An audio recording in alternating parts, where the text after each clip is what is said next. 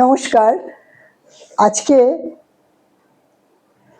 কিছু মানুষের কথা বলবো যে মানুষগুলো বিভিন্ন সময় আমার সাথে তাদের পরিচয় হয়েছে, তাদের সাথে সময় কাটিয়েছি।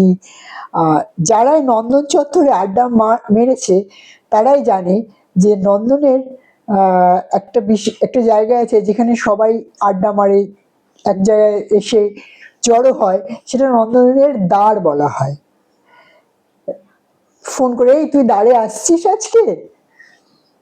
এটা একটা কি বলতো নেশার মতো নন্দনে যাওয়া এবং নন্দনের দ্বারে দ্বার মানে দুয়ার না, একটা নির্দিষ্ট জায়গা আছে যে জায়গাটাকে নন্দনের দ্বার বলা হয়, সেখানে সবাই জড়ো হবে চেনা পরিচিতটা। আমি যে সময় কথা বলছি, যে সময় আমি নিয়মিত যেতাম নন্দনে, সেই সময়কার কথা বলছি। থিয়েটার দেখা, নাটক দেখা, নন্দনে সিনেমা দেখা, তারপরে ছৌ নাচ হওয়া।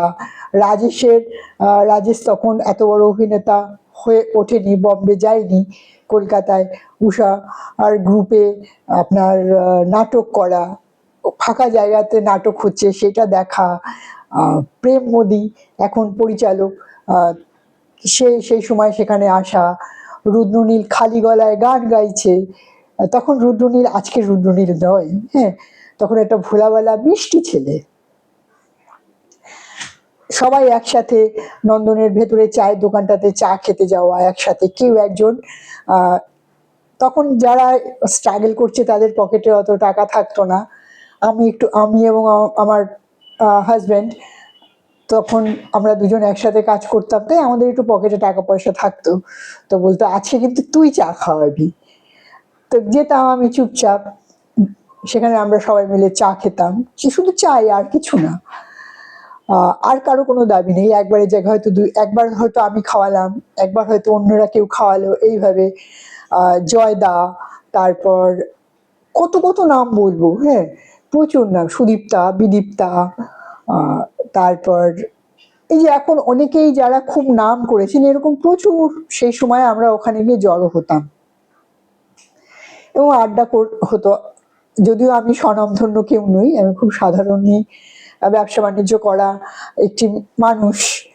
তো কিন্তু ওদের সাথে আমার খুব ভালো বন্ধুত্ব ছিল। অরূপ জায়গিরদার, হ্যাঁ, সুলতান, অনিন্দ, এরকম ভুরি ভুরি নাম, যারা ওই সময়টা আমারই বয়সী, তারা মোটামুটি সকলে ওই সময় সব আমরা একসাথে জড়িত হতাম।